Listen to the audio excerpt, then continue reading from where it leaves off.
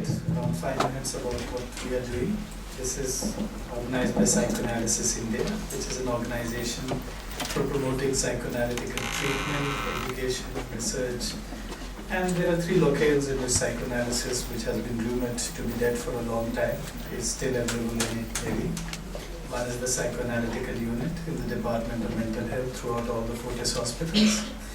The second is the Center of Psychotherapy and Clinical Research, part of School of Human Studies, where I'm teaching, and which is the premier center for the teaching of psychoanalysis in India.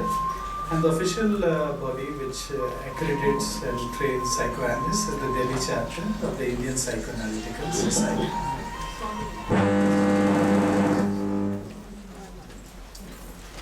So this is the people who work in the Fortis facility, the psychoanalytical unit.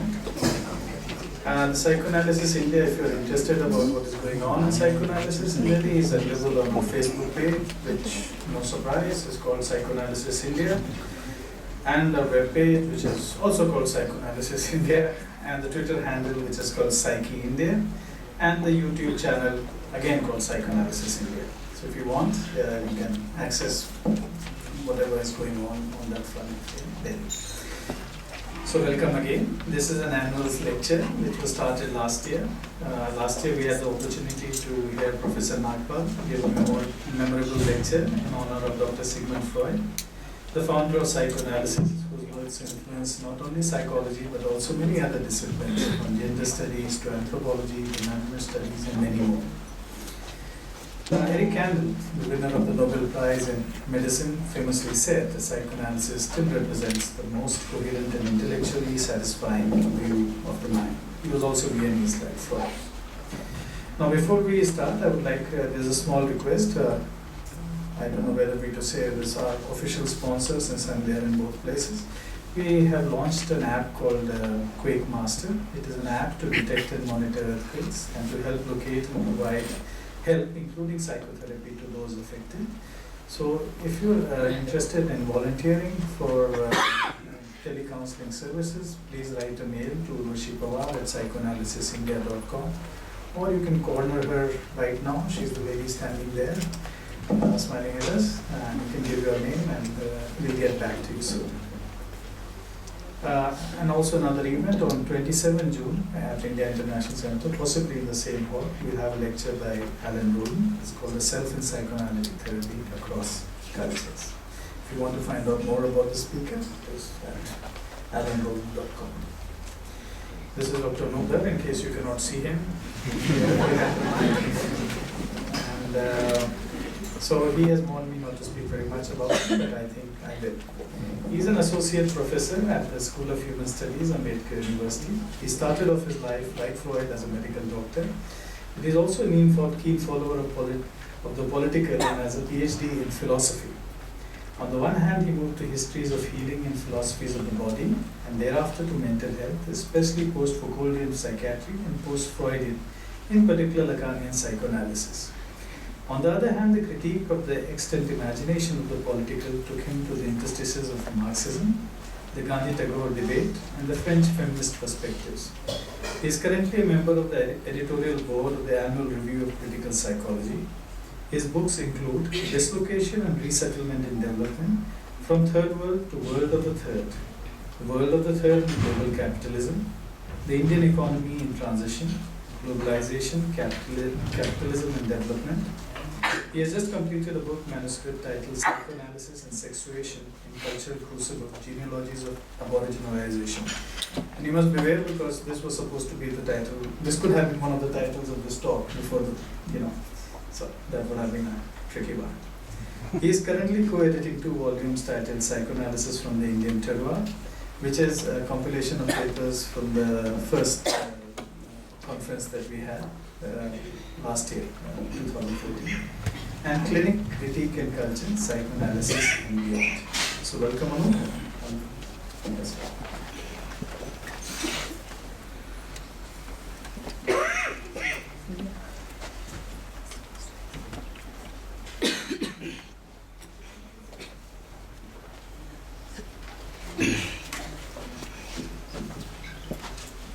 Thanks, Anurag. Really a big thank you to Anurag. He has been a friend all through in Delhi. Once I moved here, a very difficult city, and it's very difficult to have friends in this city, and Anurag has been one I remember. Today's discussion or talk, whichever you may want to put it, is on the Freud-Bose dialogues. Is on the Freud-Bose dialogue, and to get into that dialogue, and in the 1.5 hours I have, I will try to work my way through how we could make sense of this dialogue, rather than what the dialogue was about, what the dialogue says, and we will see as we go along what are the problems, where are the landmines, what are the hurdles in making sense of this dialogue. I have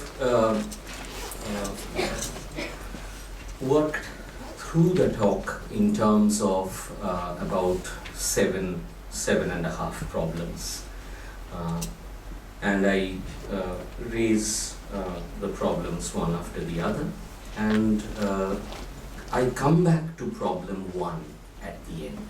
So I'll begin with problematic 1, move through 2, 3, 4, 5, 6, 7, and come back to problematic 1 again at the end, which I thought was the most difficult problematic. And I may lose some of you, and Anurag was persistent on one point. Anup, it has to be simple, and there has to be a PowerPoint, and you must try your best to communicate. So I'll try my best. And he said it cannot be psychoanalysis and sexuation in cultural crucible. That was my first title. He said, no, this is not to be done. You speak on the Bose Freud dialogue. It was good in a way because he fixed the topic for me. So I did not waste time thinking which way to go. It is Bose Freud dialogue, and I'll try my best. The problematic 1 is a difficult problematic, but maybe when I come back to it at the end, it may render itself a little more amenable. So this is how I go. 6:40, 8:15 around. Problematic 1 is coming to me like this. As I look at the Freud-Bose dialogue, and this is a real dialogue that happened between these two thinkers, and I'll come to who is Girindrasekhar Bose, where this dialogue is happening, how it is happening. However, as I look at this dialogue and try to make sense of this dialogue, a few larger questions haunt the understanding of the dialogue. One is the larger question of culture. Second, a more located question of colonialism, within which this dialogue is happening between a German and an Indian. And 3, the question of psychoanalysis as it travels. I'll take up these strands one by one as we go along. And there is a hint of a possible power relationship, power gradient between the German Freud and the Bengali Freud. And one needs to make sense of what happens between the two of them. And the suggestion I'm putting forward is to see or make sense of the power or politics of psychoanalysis. One would perhaps need, and this I have to demonstrate, a psychoanalytic understanding of power or politics. And we will need a more sophisticated understanding of power or the political if one is trying to make sense of the power or the political in the psychoanalytic. And this opens up for me a few questions which I skipped for the time being, but come to what I would put down, and I'm starting with problematic 3, and I'll come back to 1. Problematic 3 comes to me like this: as we try to understand the Freud-Bose dialogue, 2 issues come up over here. One is how to read Girindrasekhar Bose, how to understand what Bose is saying, how to understand this dialogue between the 2 of them. So the question over here, and I'll develop this, how to read a culturally different text.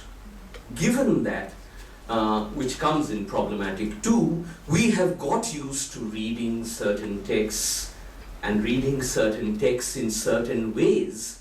How do you read a text that is not clearly amenable, understandable to the way we would usually read and understand things? So there is one problematic over here, how to read a culturally different text, and then what would be a theory of readability over here, how would we read it?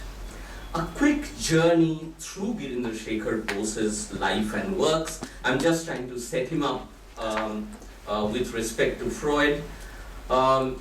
This is 14 Parsibagan Lane, which is Girindrasekhar Bose's residence, where you see this signboard, Girindrasekhar Clinic, Psychoanalysis, Psychiatric Research, the Indian Psychoanalytic Society, the Office of the Indian Psychoanalytic Society, and that number 14 Parsibagan Lane.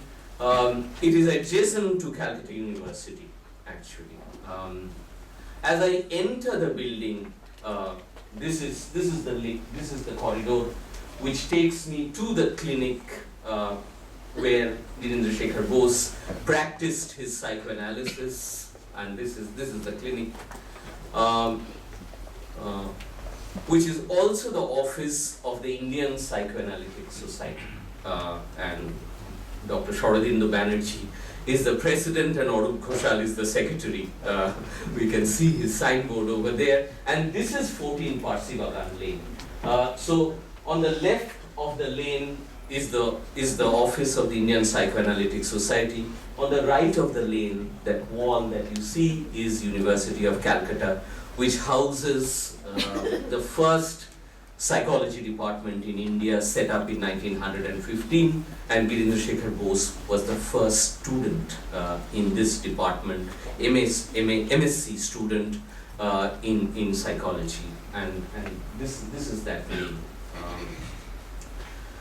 Bose's life quickly he moves from medicine, completes his medicine in 1910, was interested, like Freud, in hypnosis and magic, moves to psychology in 1917, completes his psychology MSc, starts his PhD thereafter, completes his PhD in 1921, which is titled The Concept of Repression, and I'm stressing concept over here, the concept of repression, and sends this book, Concept of Repression, to Sigmund Freud, and this begins the conversation between the 2 of them. He thereafter moves to psychiatry and sets up a very complicated journey. And if I look at one day in Girindrasekhar Bose's life, he spent the morning in Lumbini Park Psychiatry Hospital in the outdoor. His afternoons were in the Department of Psychology, where he became head of department and taught psychology. And evening, he would be in 14 Parsibagan Lane practicing psychoanalysis. So this would be his day, and he's actually the first who set up the first psychiatry outdoor in India, not asylum, but the first psychiatry outdoor in Carmichael College, which is now National Medical College.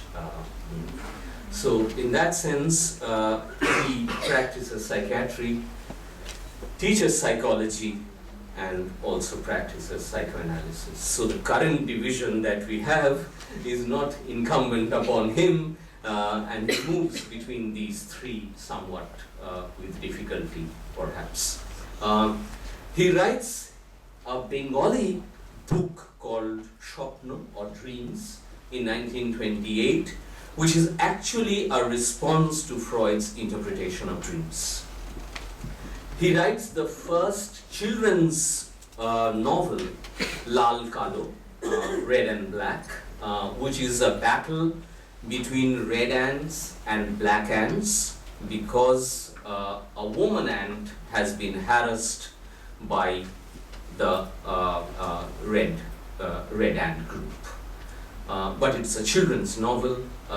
He writes his text on the Purānas in 1934. Yoga Sutra and Patanjali's rereading of the Yoga Sutra between 34 and 48. And the final text is the Bhāgvad Gitā, which is a very long commentary on the Bhāgvad Gitā, which gets published in 1948. So this is his journey, and there are papers. I can come to that as we go along. There are other texts also. One you can see over there, Everyday Psychoanalysis, the cover page of it, which I recovered from Rukmini.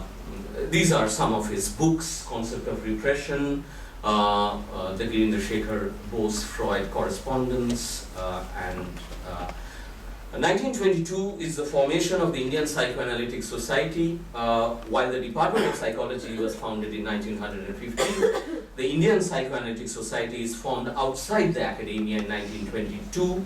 I have already spoken of the Lumbini Park Mental Hospital, 1939. 1947, and this is important, publication of the journal Shamiksha, and this is volume 3, number 1 of that journal. So we have created a web archive of the journal issues now. And 1959, they begin a Bengali journal on psychoanalysis called Chitto. Chitto, difficult to translate, can't call it mind, but Chitto. In 1922, Girindrasekhar became a co-editor of the International Journal of Psychoanalysis, and his name continued to be in that list. And I discovered this in the Nimhans library, the downstairs underground library, where you get the first issues of the International Psychoanalytic Society Journal, and Bose's name appears in that journal. And Freud invited Girindrasekhar Bose to become an editor of this journal, and this is how it begins.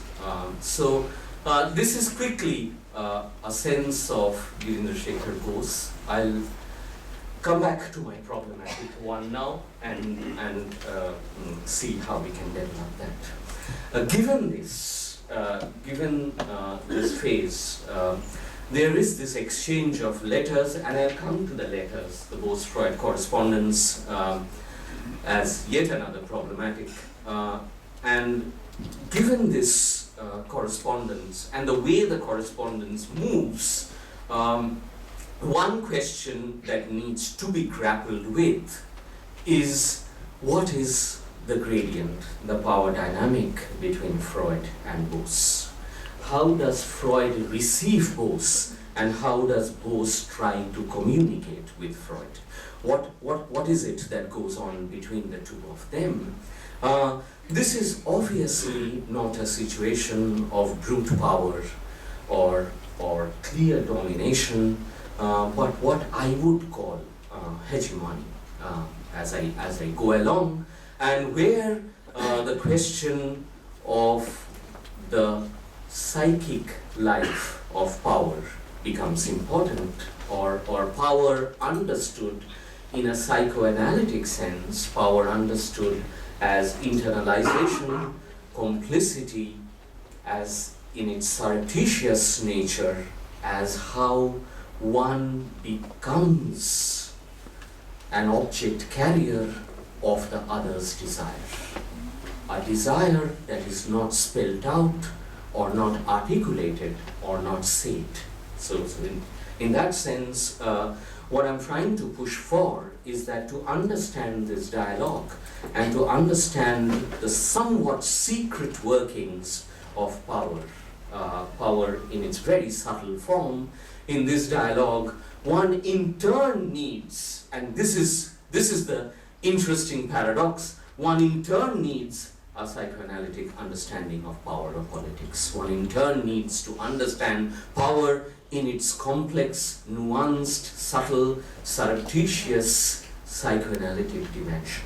Power in its more psychic, internalized form, rather than power in its more violent, coercive, brutal form. So power in the interstices of knowledge, of the production or the dissemination or the conduction of knowledge, rather than power as a simple brute coercive force. So this is the point I'm trying to share in Problematic 1, and this is the one point I'll try to come back to at the end, is that this very understanding of the dialogue and the subtle dynamic of power in the dialogue requires psychoanalysis. So it's bizarre, actually, that the very understanding of the politics of psychoanalysis requires what I would call a psychoanalysis of politics of power. So in that sense, what we are trying to render intelligible requires that which is to be rendered intelligible. So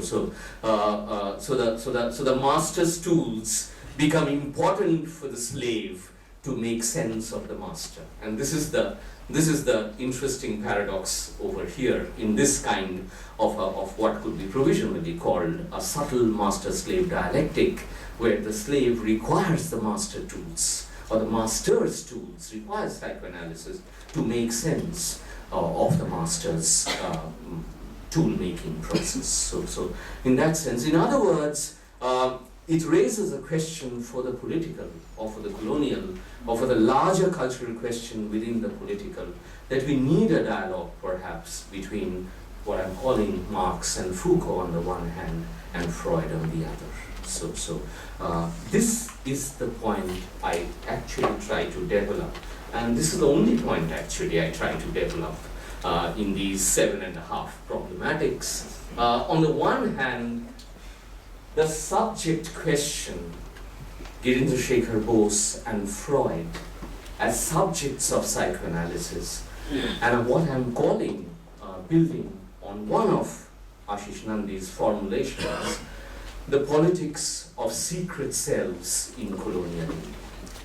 And the point I'm trying to share with us over here is that the Bose-Freud dialogue is not amenable to the transparency we want to assume in understanding a dialogue. So it's not a transparent dialogue. There is something psychoanalytic in this dialogue. The dialogue itself becomes a kind of psychoanalytic diet, and the dialogue takes a certain form as we go along, or perhaps all dialogues take such a form, and it requires a kind of methodological entry to make sense of that dialogue. So on the one hand, what my problem as I went through this dialogue and tried to make sense of this dialogue, and I've spent many years trying to understand what's going on over here, is that this dialogue is not amenable to a transparent interpretation. There is something about secret selves in this dialogue. There is something secret, something spectral, something non-transparent in this dialogue, and that is one problem. The other side of the problem is what I'm calling the problem of hegemony, where power takes a kind of psychic life, where power takes the form of the other's desire. And I have in mind over here Lacan's graph of desire, where power is internalized in the form of the other's desire, the other's unspelt, unsaid desire, as if the slave has anticipated in the gaze of the master the desire of the master. The master hasn't spelled out desire. So in that sense, the point Lacan pushes for is that the unconscious is not inside, the unconscious is outside. The unconscious is in the other's desire, and one needs to understand how the other's desire is internalized, and this takes us to the question of the psychoanalysis of the political, or the psychoanalysis of power, when we try to understand the power or the political in psychoanalysis. And this is the problem that I'll try to develop, actually. I know for some of us at least the problem is a little less transparent now. There is a secret in the problem at present, but it's fine. Let us work with this non-comprehension a little more, and maybe we'll reach somewhere. And this takes me to that problematic of bringing Marx and Foucault, or a theory of power, or a theory of colonialism in dialogue with Freud. And the text that comes to mind is, of course, Frankfurt School, which brings Marx and Freud to dialogue, but Anti-Oedipus by Deleuze and Guattari also, who bring a kind of sophisticated Marx and a sophisticated Freud to dialogue. So it's not that we are doing it for the first time, there have been attempts. So this dialogue is what I'm trying to place within the larger orbit of culture, subjectivities, and psychoanalysis, and placing psychoanalysis within the womb of culture and subjectivities. However, the problem is that psychoanalysis is itself productive of subjectivities and cultures. So there is a double bind over here. The problem falls back on oneself. One cannot simply place psychoanalysis as a cocoon within a larger womb, or see it as a kernel within a husk called culture or psychoanalysis. Psychoanalysis itself is productive of cultures and subjectivities. So this double dialectic between culture, subjectivity, and psychoanalysis. And this was our research program in Bangalore. You can see cusp hidden in culture, subjectivity, and psychoanalysis. And this is how we try to make sense of it. One word on the secret or the cryptid. I would, of course, like to call it cryptid, but I stick to Nandi's formulation over here. Secret self, he wants to distinguish it from the standard Freudian unconscious. The presumption is that the secrecy is imposed. You can, if you can't see, you can just hear. The presumption is that the secrecy is imposed, in this instance by categories associated with dominance, but is also partly internalized. As a result, the socialized self learns to keep double ledgers, and it's double ledgers that I'm stressing over here. Was Bose and Freud both maintaining double ledgers, one for public or official consumption, the other for private moments of a transmission as unofficial memories or the creation of contraband histories. Not merely individuals, but even communities, cultures have their secret or cryptid selves. So the move I've made is the move from transparency to the cryptonymic, or the cryptoanalytic, or the cryptid. Okay. So the first problematic is that the Bose-Freud dialogue is not amenable to transparency. It requires working through in the psychoanalytic sense, so as to make sense of the psychoanalytic itself. And that itself is a problem. Problematic too, and from now on things become simpler, is a simple problematic. And this was pointed out to me, and I owe it to him by my teacher, my mentor, I would say, Professor Partha Chatterjee, who said, if you have to look at this problem, you will require a metaphor of a different kind. And one evening in Bangalore, this metaphor hit me. It was offered to me by a student of mine, Siddhesh Sharma, who is not in this room, and I owe it to him. It's the fourth Da, and the Freudian fourth Da is the fourth Da in Beyond the Pleasure Principle. Freud's grandson is playing with the spool there and here, playing with the absence-presence of the mother. So the fourth Da is between the windscreen and the rear view mirror. And the fourth Da becomes acute when one is in search of new theory of mental life.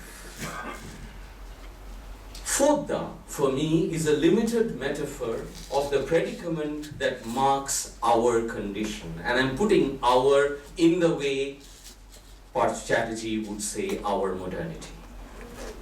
Fourth Da between the windscreen, as in the metaphor of driving, and the rear view mirror represents for us the difficult task of navigation.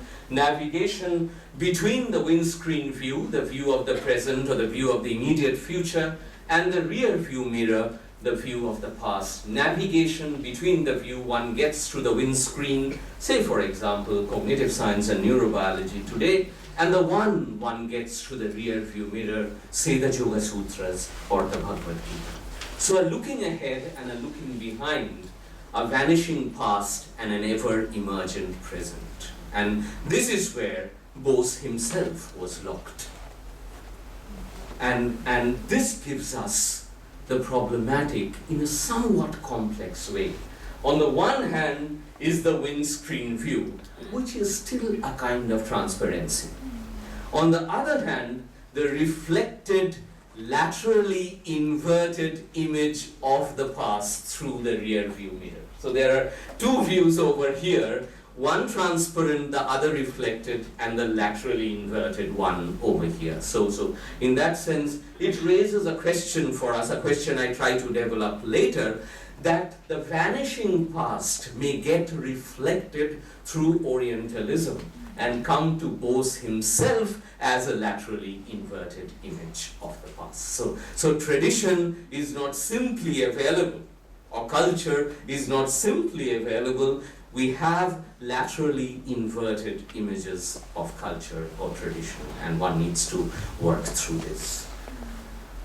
This, however, raises a question for us. What is the predicament, and I don't want to hurt my psychology friends in the room now.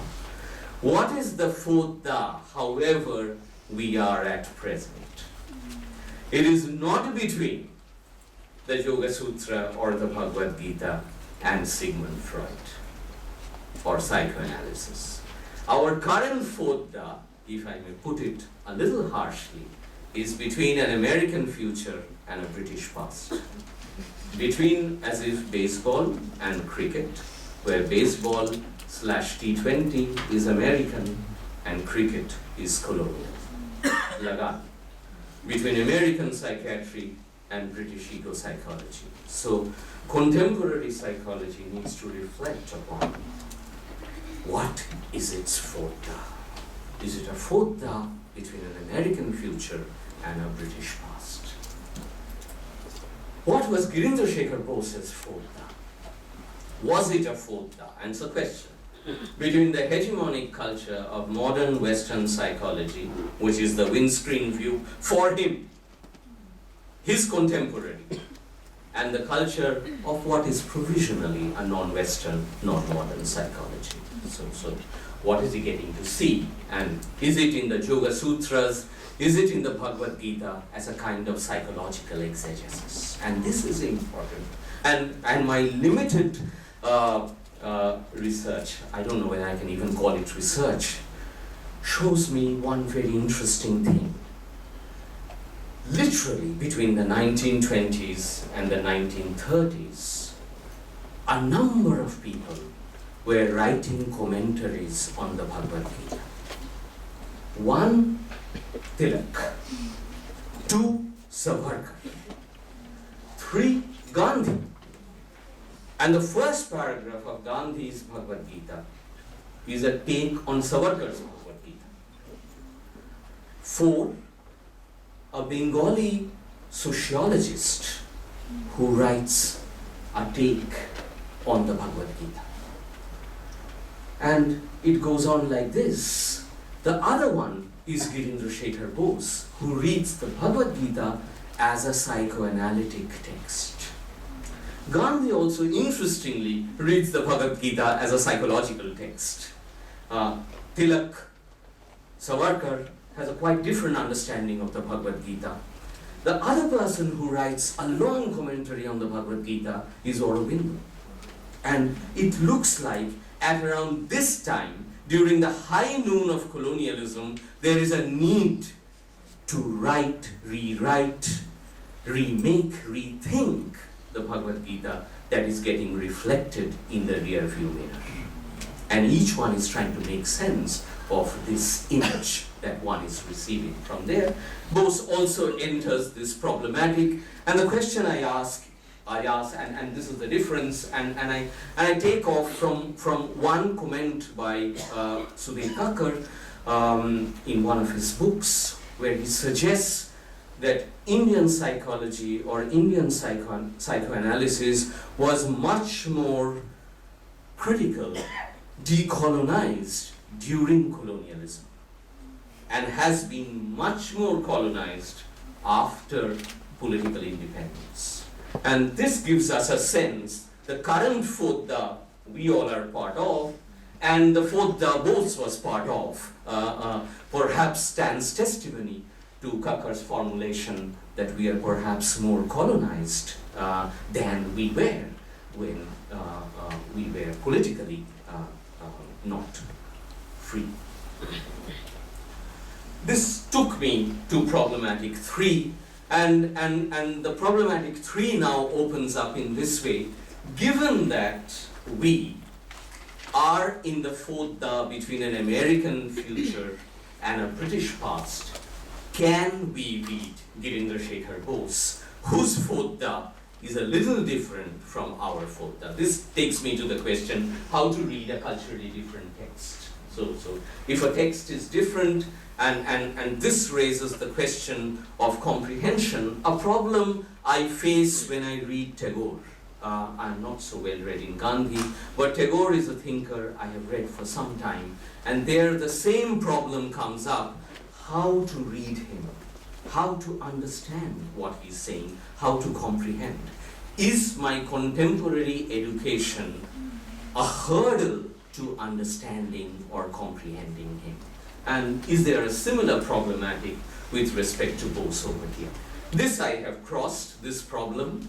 I have given you a sense of Bose's life history and works. The one text I'll try to develop today is the new theory of mental life. That's the text I want to work on. Why does it say it's a new theory of mental life? And one problem I have always had is Girindrasekhar Bose psychoanalytic? If I write a history of Indian work on mental health, mental life, will it be a history of psychoanalysis? And when Bose says it's a new theory of mental life and not a new theory of psychoanalysis, one wonders what is it that he's trying to do. So one problem I have had: can I call this history from Bose to the present a history of psychoanalysis? Or does it require another meaning?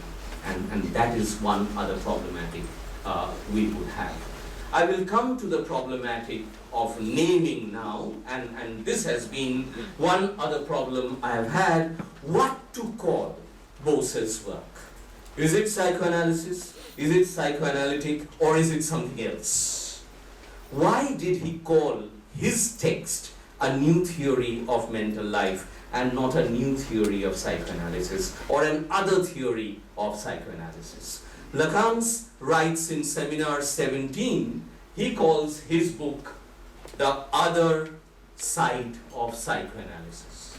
And he writes in the book, page 2 of the book, he says, I was wondering what to call it. Should I call it psychoanalysis turned upside down? Or should I call it the other side of psychoanalysis? Over here, Lacan doesn't have ambivalence with respect to the fact that it is psychoanalysis, but from the other side, or it is turned upside down. But Bose somehow pushes for an idea or a book called A New Theory of Mental Life. And why is he calling it a new theory of mental life rather than a new theory of psychoanalysis? And that is one other problematic. 4, I take a close look at one of Jacques Derrida's texts, one of the keynote lectures he delivered at the conference of the International Psychoanalytic Society. And this text is titled Geopsychoanalysis. And it's interesting. He's putting it as geopsychoanalysis, and is speaking about the map of psychoanalysis. In other words, the geograph of psychoanalysis. And he's looking at the map of psychoanalysis, and I don't have the time to get into that text. And in this text, he's trying to show how psychoanalysis or the psychoanalytic imagination gets reduced to the American imagination, and how even Europe gets purged out of the psychoanalytic imagination. And this is a lecture, a keynote he is delivering to the International Psychoanalytic Association. He's delivering it to the IPA, okay? And he is saying your psychoanalytic map or imagination is limited to the American. It has even lost touch with the European. Forget the Asian or the Oriental. However, in the same text, Derrida suggests, and I quote him, there is practically no psychoanalysis in Asia or in the South Seas. And I take his statement as the problem. Why does he say this? And we have just seen pictures of 14 Parsibagan Lane. We have just seen all of Bose's books. And having seen all that, when Derrida says there is practically no psychoanalysis in Asia or in the Southern Seas, what does he mean? Why does he say this? And is Derrida right or is he wrong? Or it's neither. Derrida's piece is called Geopsychoanalysis and the Rest of the World, and in this piece he's trying to make space for the rest of the world in a geographical sense. He wants to bring back Latin America into the map of psychoanalysis. He wants to bring back Argentina. He wants to bring back Europe. He wants to bring back Israel into the map of psychoanalysis, perhaps Asia as well. However, in the same text, he suggests, when he is trying to understand the rest of the world, he suggests there is practically no psychoanalysis in Asia or in the South Seas. And he puts forward 2 suggestions. 1, is it because psychoanalysis has never set foot on Asian soil? Clearly, that's not true. And we have seen it. The second suggestion is interesting, and it relates to my 4th Da between the windscreen and the rear view mirror. Is it because here psychoanalysis has never taken off its European shoes? Is it because African or Asian psychoanalysis was European, structurally defined in the profoundest way by the colonial state apparatus? Is it because much of Asian or African psychoanalysis were merely emanations of what we used to call metropolitan organizations? So this is the problematic he raises, that yes, you have psychoanalysis, but you haven't taken off European shoes. However, the question that one can ask Derrida over here is, Derrida, however, could have put to examination the nature of the shoe or the nature of the foot or the shoe-foot relation. His position was that psychoanalysis in Asia or Africa means Fanon and Bose did not take off its European shoes. One could have found out whether the foot did manage to walk barefoot, even if for a while, or whether the foot did manage to fashion some other footwear other than the European one. Between barefoot walking and walking with exclusively European footwear, there are a number of intermediate possibilities, in between possibilities that are not exactly midpoints. So this is the problem I take up over here and ask, did Girindrasekhar Bose figure out other kinds of footwear and was not simply using European footwear or Freudian footwear in his work on psychoanalysis? So this is the problematic. And I go to the text, the concept of repression. The concept of repression gives one the feeling that Bose is operating within a Freudian understanding of mental life. He's talking of repression, etc. And he's taking the repressive hypothesis as fundamental to his work. The question to me was it an independent work? Was Bose arriving at certain concepts of repression on his own? And I don't want to overemphasize this. What is important to me is not the independence of the arrival, that he arrived at the concept of repression independent of psychoanalysis, which is the usual recuperation route. We want to say, oh, we also had Vedic mathematics, we also had metallurgy, we also had it. So Bose also had psychoanalytic insights. I am not trying to make a case, oh, we had it, we also had it. Rather, the point that I'm trying to push for is we had it differently. The important point for me over here was his concept and conception of repression different from the one Freud propounded? Was it different from the repressive hypothesis Foucault critiques in History of Sexuality, Volume 1? That's the problem. Was it different? And the naming of the book is interesting over here. Bose could have written a book on repression. He writes a book on the concept of repression. He problematizes repression rather than documenting repression or repressive hypothesis.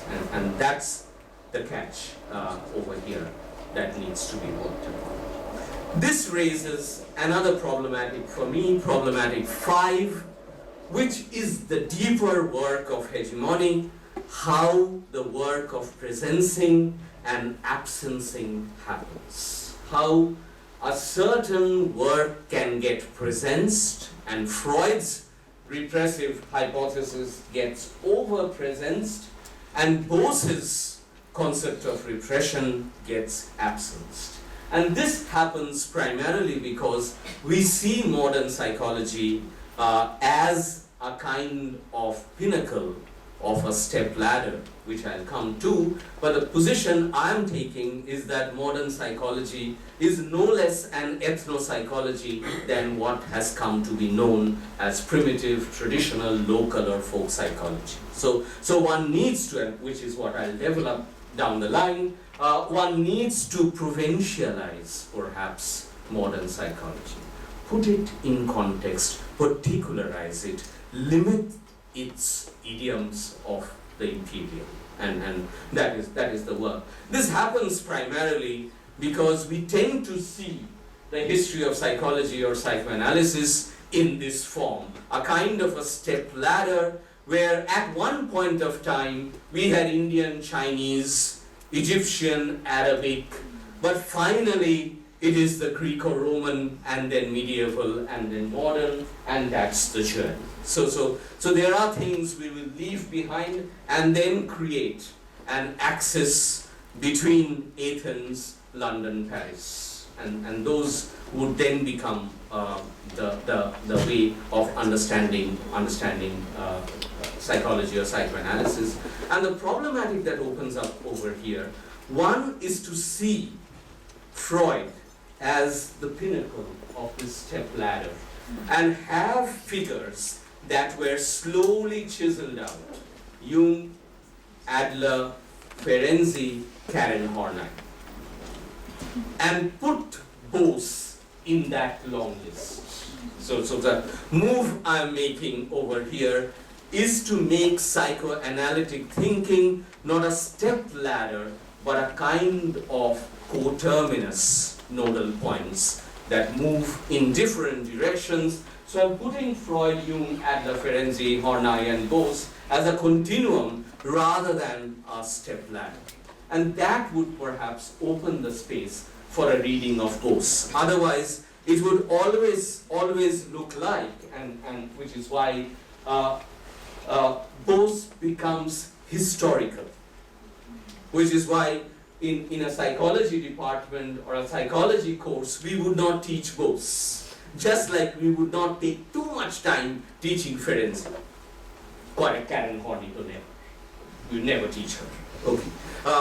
But very interestingly, these four figures are, if I may risk the term, are expelled figures in psychoanalysis. And we will always tend to put them as historical figures, as not somebody who we would need to read now, but would read only in the history of psychology chapter, but not read them in the philosophy of psychology chapter. So this is the problematic. The next problematic I try to open up over here, and quickly, I won't spend much time on this. How was Bose trying to develop his new theory of mental life? And this takes me back to the windscreen rear view problem. Was it, and this is just a question I'm leaving us with, was it a dual or a double critique or a bidirectional critique? Critique of what he was receiving from Freud or from Europe, and critique of what he was receiving as Indian or as Hindu at that time. What was being invented, and I'm saying invented, not discovered, what was being invented as the Indian tradition or as Hindu tradition. So this is one question. So in his attempts at speaking his mother tongue as against a foreign idiom, was he inaugurating a bidirectional critique? A critique of the Occident and what was made of the Orient by the Occident. And that's the catch. That the Orient is a reflected gaze, and the Occident would do much to create and recreate an Orient. And I'm remembering Wang Hui, a Chinese Marxist philosopher's work called The Idea of Asia book, where he tries to show painstakingly through a genealogy of the idea of Asia, how the very idea of Asia was generated during the high noon of colonialism. So in that sense, this is one question that remains. So do his readings of the Yoga Sūtra and the Bhāgavad Gitā stand testimony to such a bidirectional critique? Is it a bidirectional critique? Is it at all one?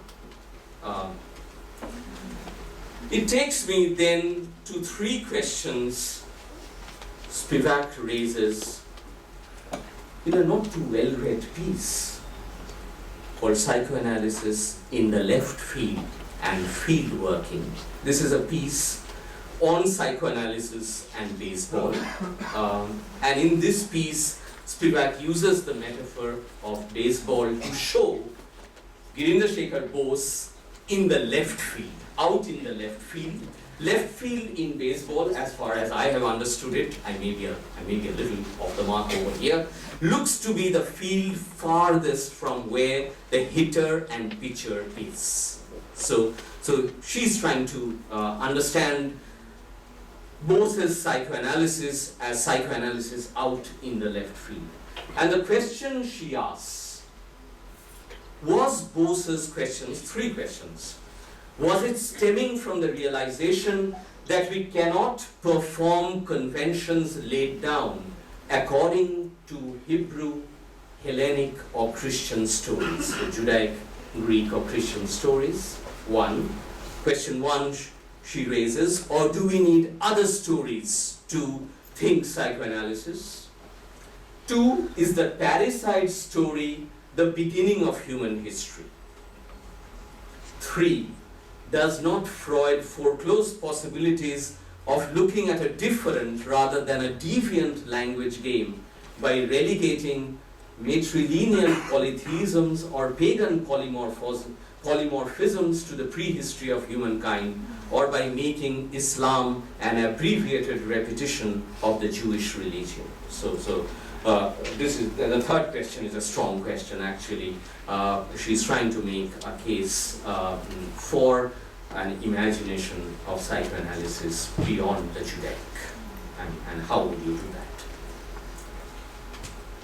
The problem then is not just of universalism. The problem is deeper, and non-critical cultural relativism is not the antidote to universalism. I have to work on this a little bit for 5 minutes, how I mark this distinction, because this then gives us a way of reading the Bose-Freud correspondence, and we will see the play of the universal and the particular in the correspondence. On the one hand, we have the universal, so the Freudian universal, phallus, castration, Oedipus complex. On the other hand, what we are calling over here non-critical cultural relativism. And what is that?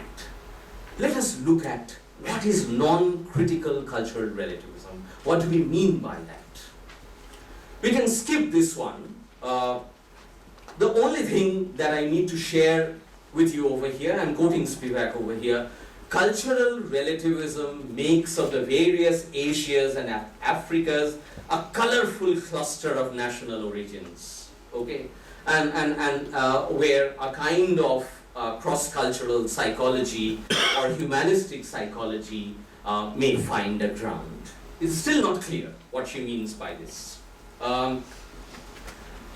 Such relativism was originally a response to the indiscriminate universalism that mirrored the parochial cultures in which social sciences had grown in Europe.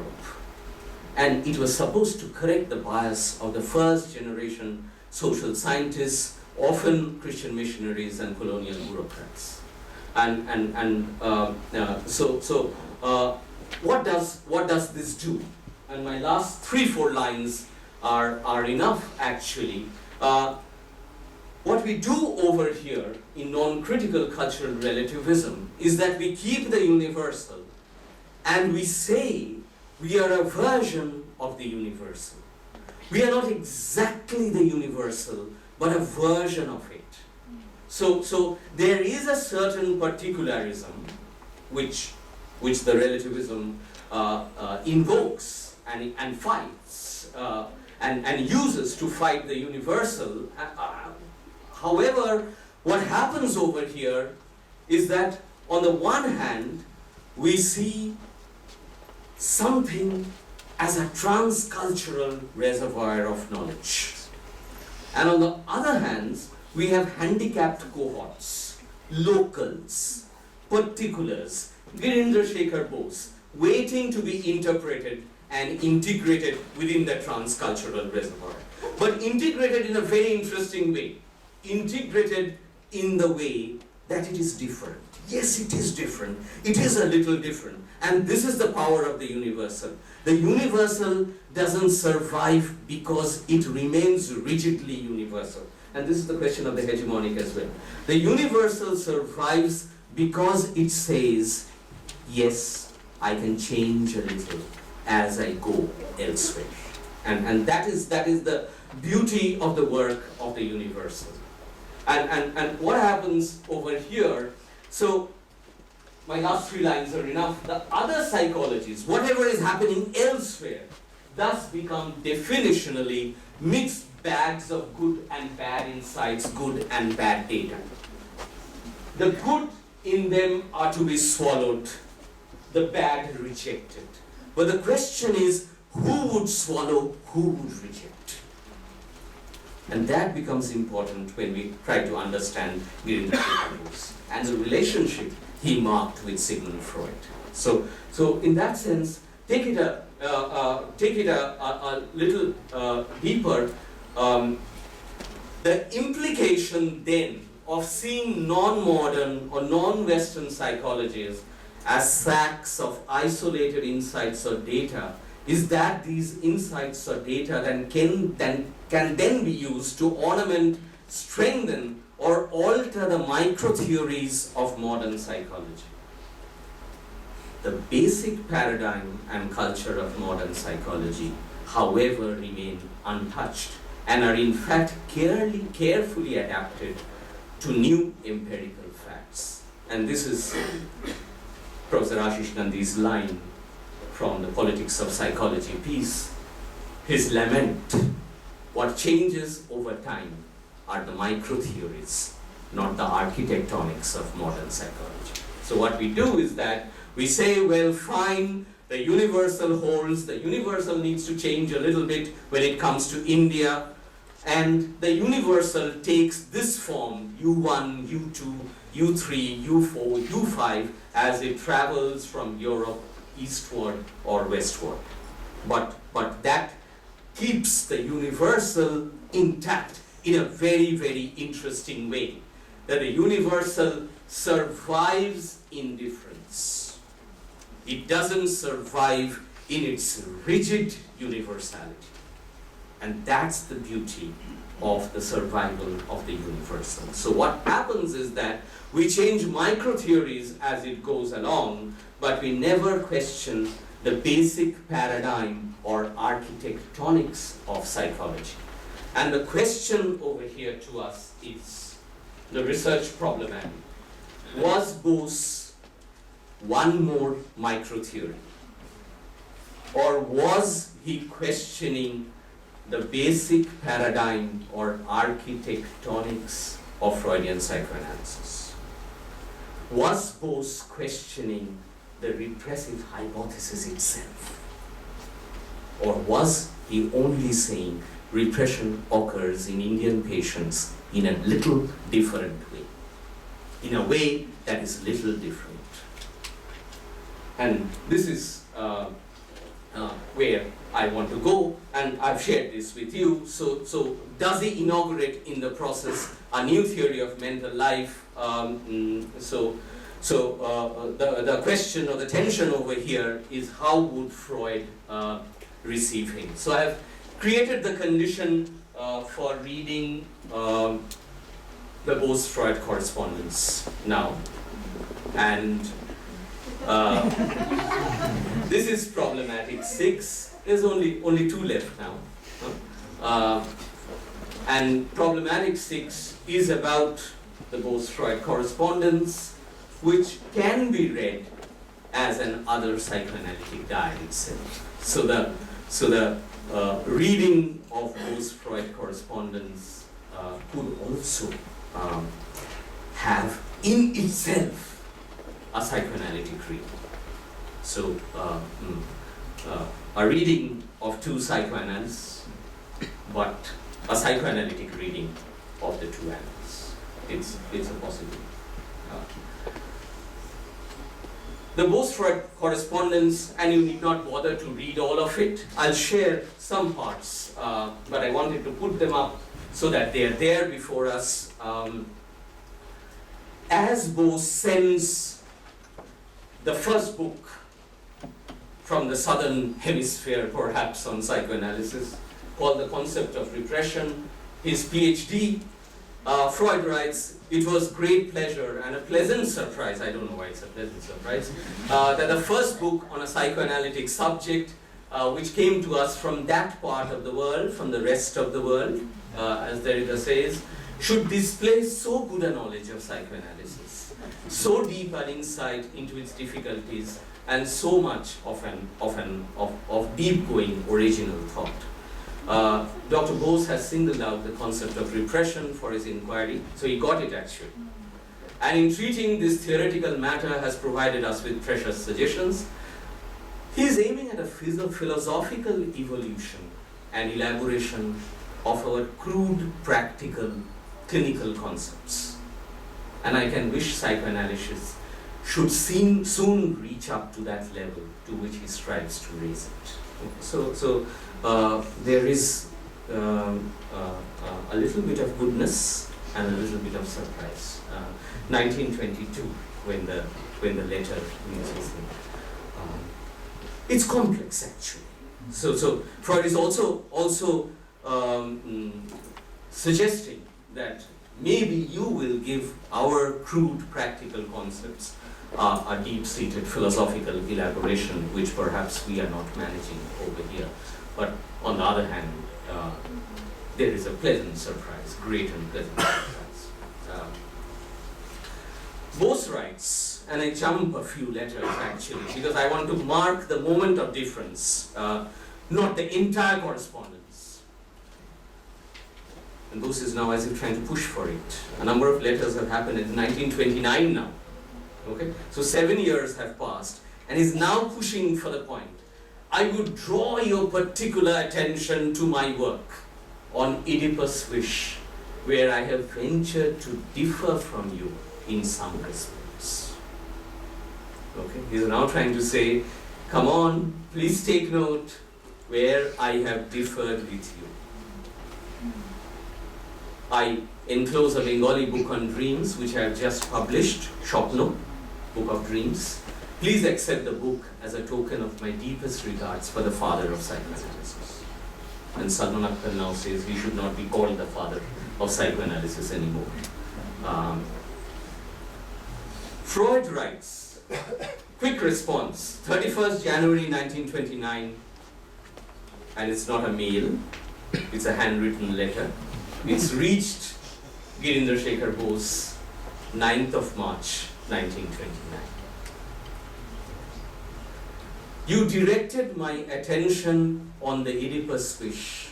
In fact, I am not convinced by your arguments. Your theory of the opposite wish appears to me to stress rather a formal element than a dynamic factor. I still think you underrate the efficiency of the castration fear.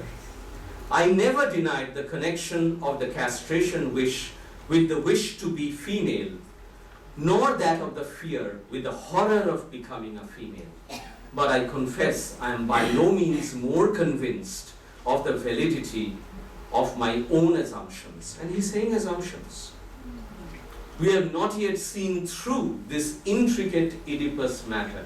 We need more observations. So it's quite a balanced response from Freud, but Freud also marks the difference very sharply that I'm not going to go this way. Bose writes, quite quick again, 4th of April 1929. Bose's letter has reached Freud. Of course, I do not expect that you would accept offhand my reading of the Oedipus situation. I do not deny the importance of the castration threat in European cases. My argument is that the threat owes its efficiency to its connection with the wish to be female. The real struggle lies between the desire to be a male and its opposite, the desire to be a female. The Oedipus mother is a combined parental image, and I have reasons to believe that much of the motivation of the maternal deity is traceable to this source. My theory of the opposite wish is not a mere formal philosophical statement as you suppose it to be.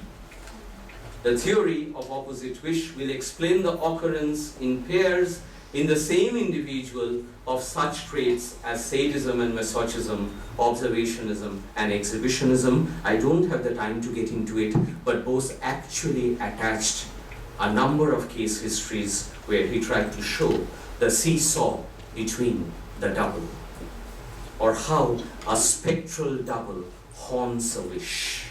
So the other creating a kind of insecure hauntology in the psyche of the patient rather than a secure ontology.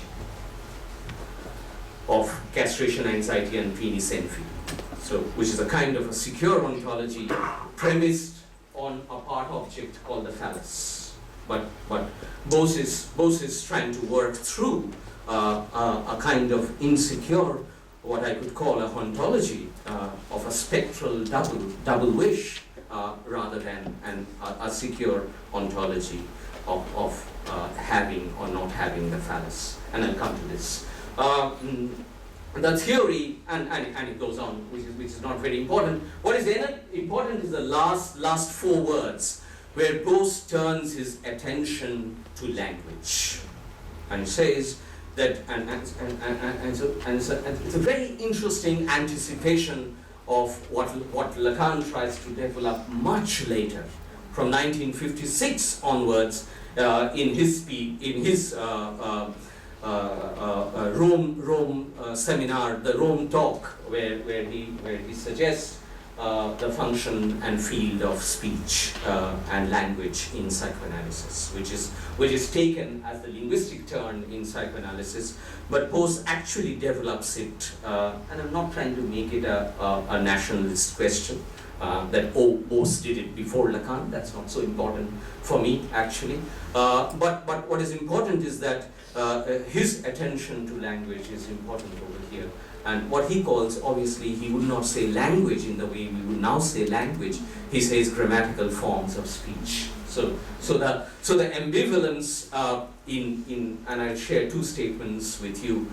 The ambivalence in two statements Lacan foregrounds in his seminars, statements like "I cannot but love you." So it's a I can not but. First affirmation, a second negation, and a third negation, or a first negation and a second negation. So statements like "I cannot but love you" in the patient's speech in the analytic setting, or statements like, and I'm quoting Lacan over here, "I do not find my friend's wife unattractive." The work of the "un" over here. In that sense, this is what Bose was attending at, actually, the importance of the grammatical forms of speech and language, and that is how he would write his. He was a firm believer that everything that the patient says or the analysand says has to be written down. Not a word can be missed. So he would crazily write, and he was completely opposed to later traditions in psychoanalysis in Bengal, where analysts stopped writing. They would write their notes after the session, but then he said, then you're missing out on the real play of language in the session. Freud's response comes, and I won't cross 1929. It's all between Jan and May. Freud's response comes quickly, and this is important.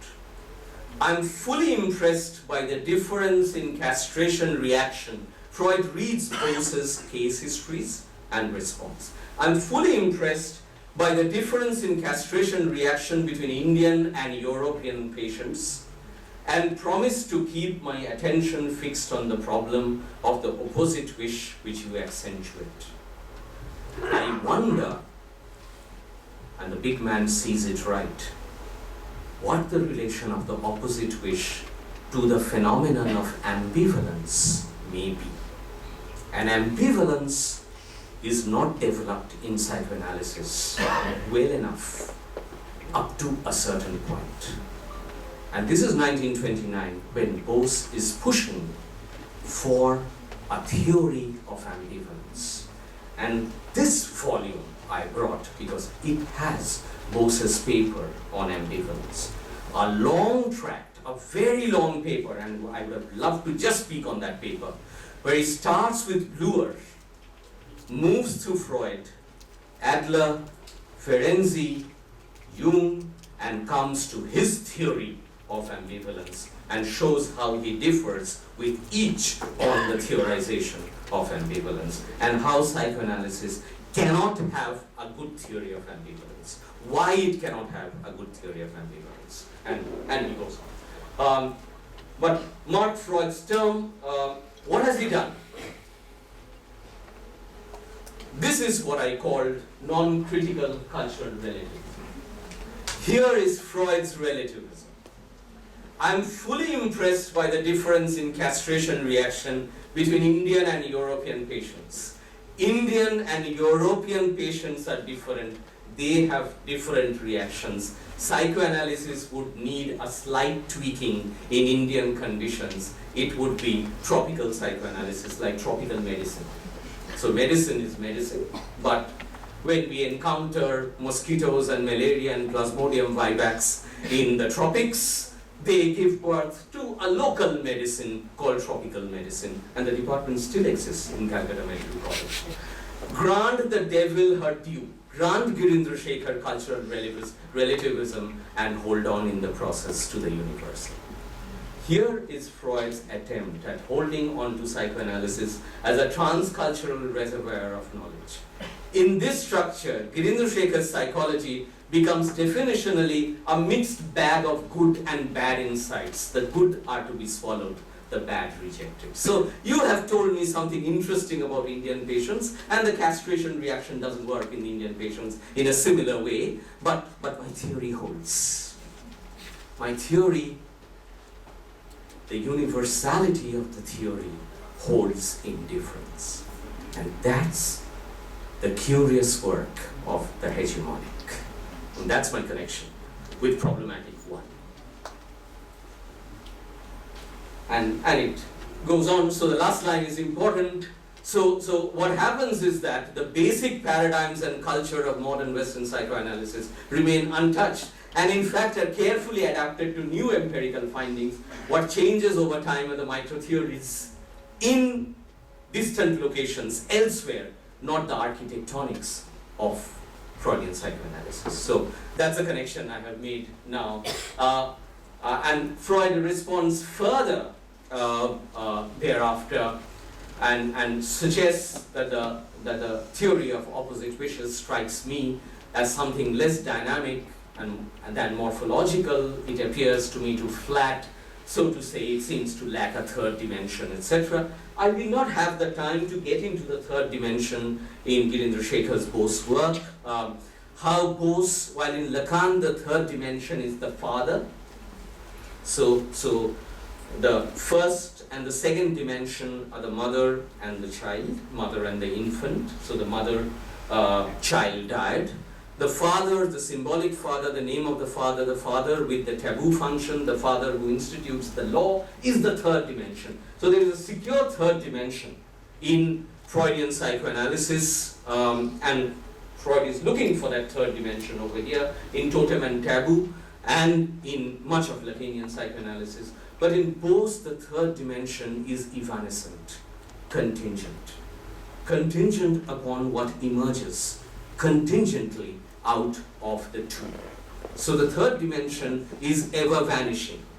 There is no secure third dimension in Bose. But this is where Freud builds on it. And however, where Freud grounds him is we did neglect the fact of the existence of opposite wishes from the three sources of bisexuality: male-female, ambivalence, love-hate, and the opposition of active-passive. So Freud actually grants Bose an area. And these phenomena have to be worked into our system to make us see what modifications or corrections are necessary and how far we can work with your ideas. So it's an interesting relationship. Bose replies, and this is where I'll end our discussion on the correspondence, and this is the basic question he raises for the repressive hypothesis in Freudian psychoanalysis. And this, according to me, and I may be wrong over here, is a theory of interiority. And the way I'm putting it is this: while Lacan develops a sophisticated theory of exteriority, where he sees the unconscious as outside, as the other's discourse, Freud works between interiority and exteriority. Case histories, totem and taboo, civilization and its discontents. Bose tries to develop a sophisticated theory of interiority, and Bose may be wrong. However, the way he puts it is this. According to Freud, shame, hatred, and fear represses our wish, and unconscious feelings like love, violence, jealousy can influence us without our knowledge. But I think in the unconscious, only wishes exist. In fact, and this is his difference with Freud, shame, and Rick has asked this question many a times after we have discussed totem and taboo, that how did the taboo get instituted? In fact, shame and fear is the result of particular repressed wishes. They are not the cause of repression. And this is where he marks his difference. He says we will need a theory of why the taboo got interiorized, rather than say the taboo was the cause of repression.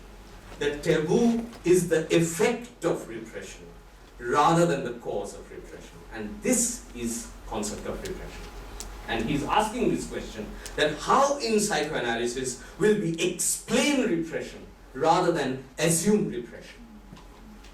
And the route he takes is the opposite wish.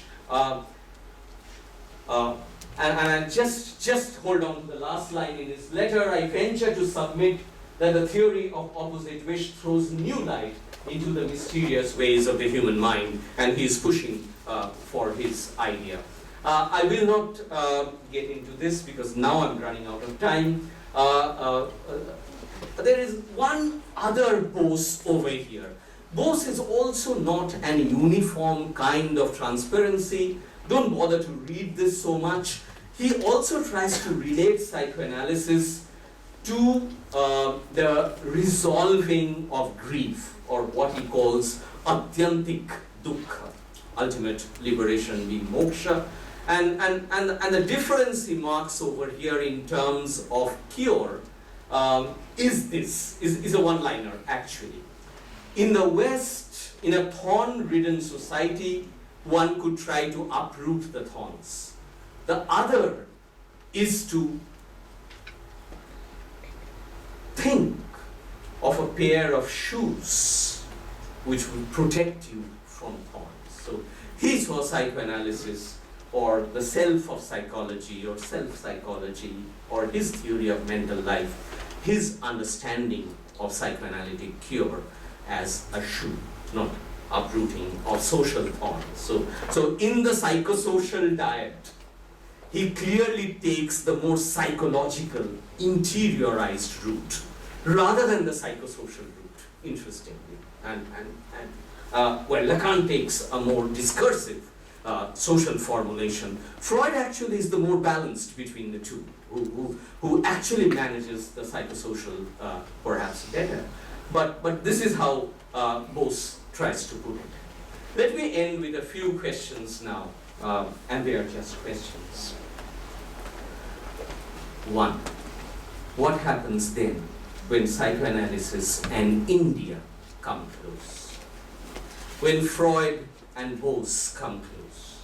What happens to psychoanalysis when it is played out in the left field, far off from the metropolis?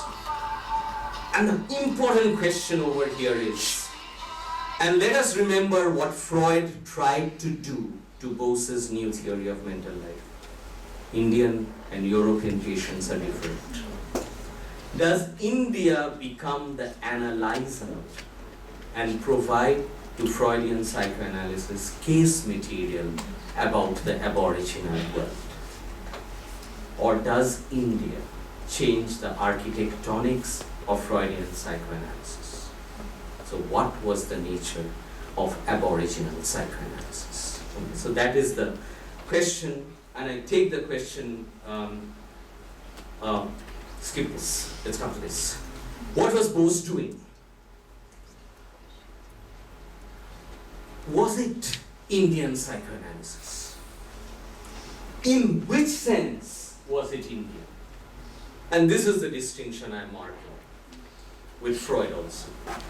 Was it the Indian logic of the psyche, or was it the logic of the Indian psyche?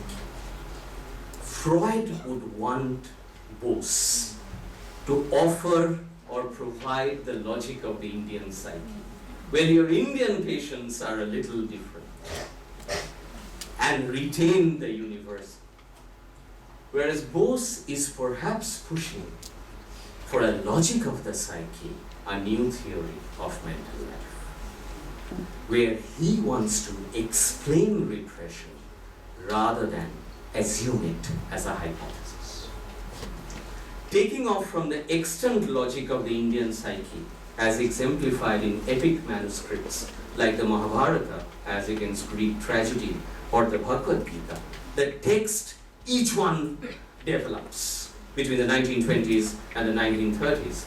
Was it offering to the West the Indian logic of the psyche and not just the logic of the Indian psyche? So it's not the particular, but it's questioning the universal or the paradigm or architectonics of Freudian psychoanalysis. I go through this quickly, and I have done this already, so I need not be too intense over here. Possibility one is the universal traveling and making its way through the poles. Don't bother to read it. Possibility two, and I've done it already, which is cultural relativism, non-critical cultural relativism, displaced universals. U1, U2, an Indian version of the universal with a superscript Indian. And that would come like this. We have an Indian version of the Oedipus complex. Our bodies, our psyches, our myths are different. We have the Ganesha complex. Here the son does not kill the father. Here the father castrates the son. And we can develop that and say, well, ours is a little different, and it goes on a little differently. And this can be seen in two ways. One, we can rejoice in this displacement, that we are different. Two, one can also see as the secret or the hidden hegemony of the universal, that the universal is retained in its displacement. Yes, it's modernity, it's our modernity, but modernity nevertheless. The other question that one may ask over here, and which is not a displaced universal, what if castration complex is not the constitutive node or anchor of human psychic life? What if the phallus is not the fundamental signifier of the graph of desire? Hence, having or not having it is not what determines the psyche. Does the text of the human psyche take a peculiar turn when one takes the Bhāgvad Gitā as against the Sophoclean theatre as the manuscript of human culture? What if one builds on the transcript of the Kurukshetra? What is the configuration of the psychic that gets scripted in the Mahabharata? Can it usher in and inaugurate the thinking of an other psychology, a psychology different from what the West could think of, given its obsession with Greek tragedy? What if Bose, and this is my little difference with Ashishta over here, a loving difference, but I could only think of this difference because he wrote Savage Freud. What if Bose was not a savage Freud? Can we provincialize the universal? Freud is one particular, Bose is another. The Bose-Freud correspondence is a dialogue between P1 and P2 rather than U1 and U2. This takes me to the genealogies of aboriginalization, what I have called genealogies of aboriginalization. A quick journey through it. One can then think of three structures of aboriginalization. One, a deeply conservative one. 19th century aboriginalization of non-Western cultures during the colonial era. And the consequent degrading, devaluing of these cultures The first is about Orientalism, both white and brown. So you see other cultures as aboriginal cultures. The second, a complex philosophical exegesis opened up by post-structuralist philosophy, as in Michel Foucault or in Jacques Derrida, is to render the original or the origin genealogical. So you look at repression or the repressive hypothesis and mark it through the Christian millennium and show how the repressive hypothesis came to haunt Freudian psychoanalysis. So you give the genealogical origin of the original, or in a more Derridian fashion, you put under erasure the origin. And two very interesting strategies of problematizing the origin or the original, and I go by these two traditions, but this renders Freudian psychoanalysis what I have called aboriginal, a tentative formulation with a hyphen between ab and origin. The third is about a possible post-Orientalist episteme, and it's not an easy task. While the first was about how knowledge of cultures were made and unmade, so 19th century anthropology and aboriginalization as a knowledge of cultures. The third, what I'm calling the post-Orientalist episteme, is about cultures of knowledge, as against Orientalist knowledge of cultures. The third is about creating cultures of aboriginalization, as against aboriginalization of cultures.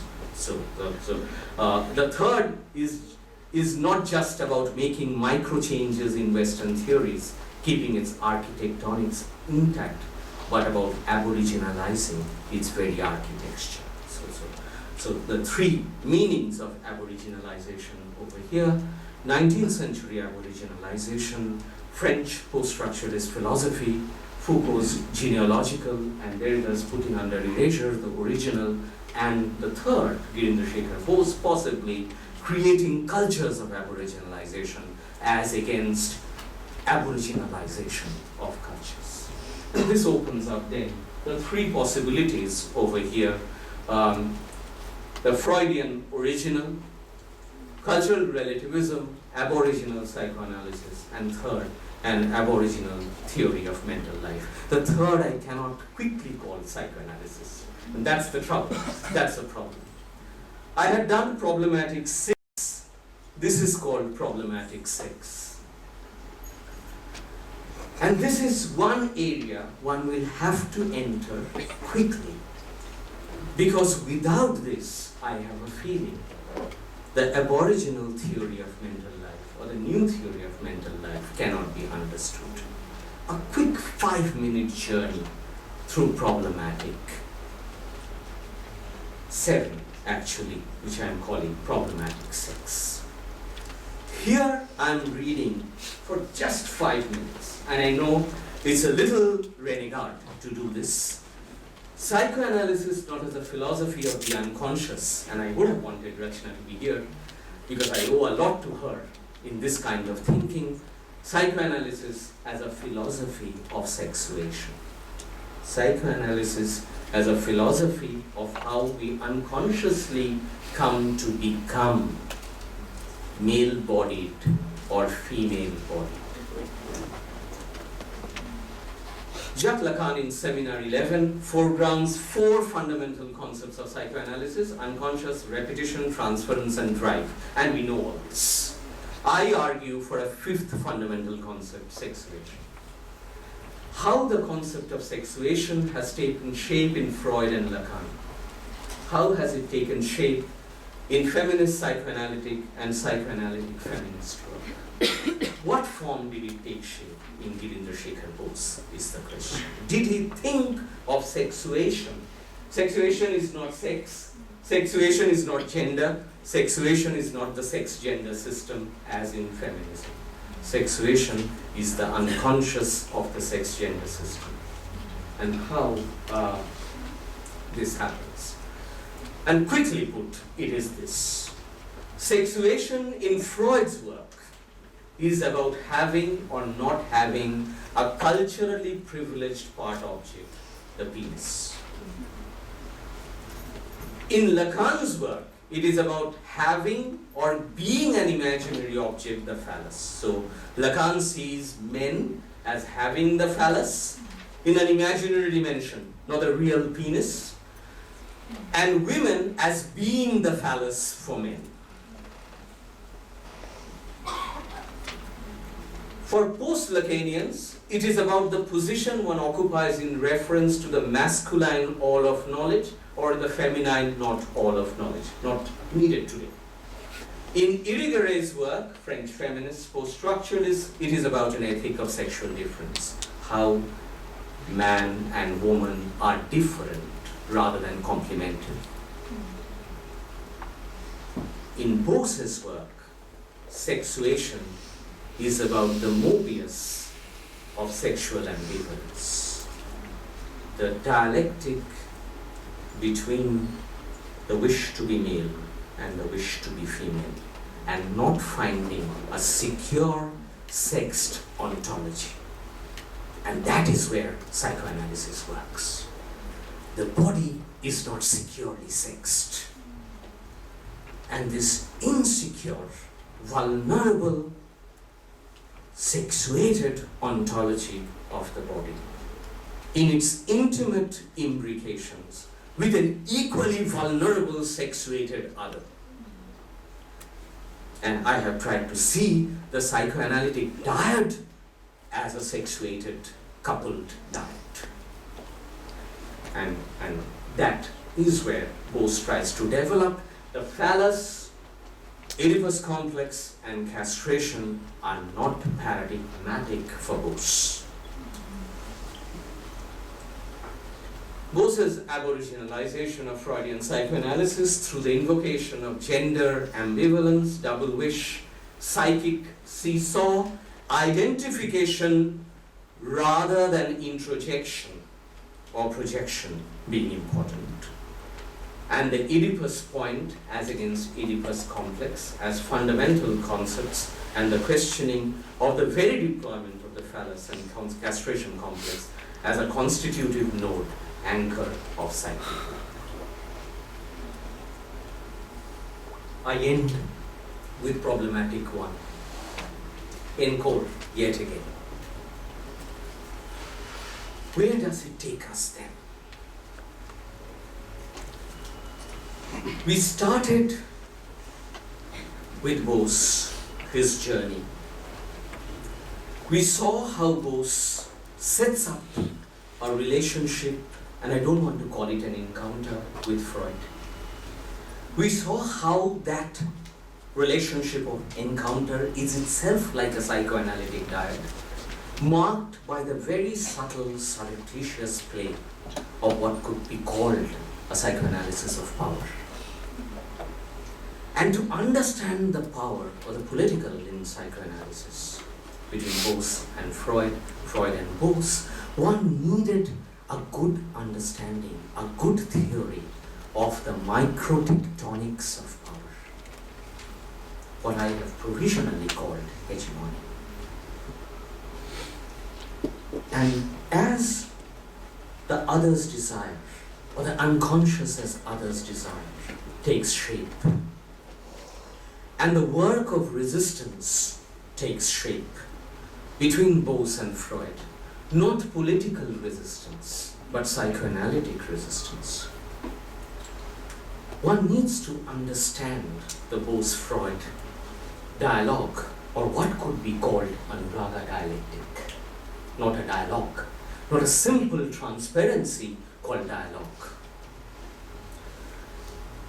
A relationship that requires, on the one hand, an understanding of power in psychoanalysis, provisionally rephrased in this discussion as politics of psychoanalysis. It is also an admission that there is politics of power in psychoanalysis, in its history, in its philosophy, in its clinical practice.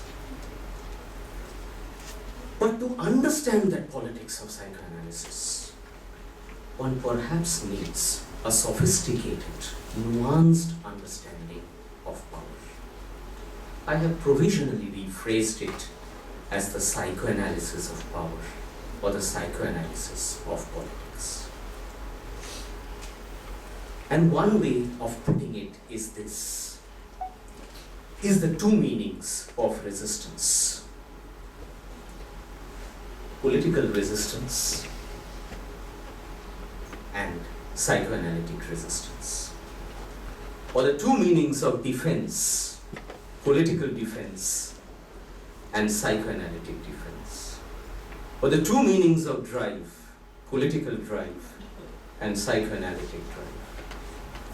And in that sense, what one needs is an understanding of both what I have called, I have repeated the slide in this form, politics of psychoanalysis in the work of the secret selves, the work of the secret, and what I've called down below, the psychoanalysis of politics, the work of hegemony.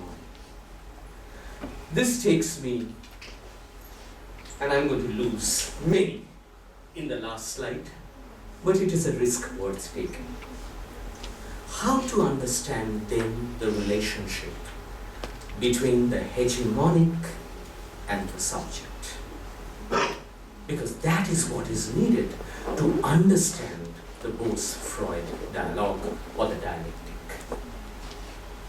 One perhaps needs an understanding of the hegemonic with a theory of the secret or the cryptid. And that is Derrida's book, Cryptonymy. Building on two Hungarian psychoanalysts, Nicholas Abraham and Mary Torok.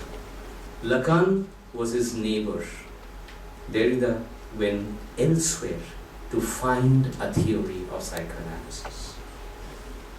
And the cryptid, the work of the crypt, the cryptid, or the cryptonymic, the name that is cryptid, the word that is cryptid, the work that is cryptid, is one interesting understanding of the hegemonic. And that is one angle that perhaps psychoanalysis also throws up a rethinking of the political or of power in its very sophisticated form called the hegemonic. And one requires an understanding of the psychic life of power, or what Butler calls unconscious passionate attachment. And in that sense, a very look at the politics of psychoanalysis falls back on us that you cannot understand politics, perhaps, without a psychoanalysis of politics. And a simple colonial theory of the Bose-Freud correspondence also falls on its place because of this. That a simple political theory of the Bose-Freud correspondence misses out on the curious or strange workings of the psychoanalytic. So in that sense, I cannot read the Bose-Freud correspondence only through psychoanalysis as a psychoanalytic diet, or simply as a post-colonial diet. And that problem remains. Interestingly, this dialogue offers something interesting to social theory or political theory, that the psychoanalytic diet and the post-colonial diet needs to be in conversation. A theory of the political needs the psychic, and a theory of the psychic needs a sophisticated or a nuanced understanding of power. And in that sense, I have tried in the Bose-Freud dialogue to mark a connection between not just Freud and Bose, Vienna and Calcutta, but between the psychic, the psychoanalytic, and power, or the political. Thank you.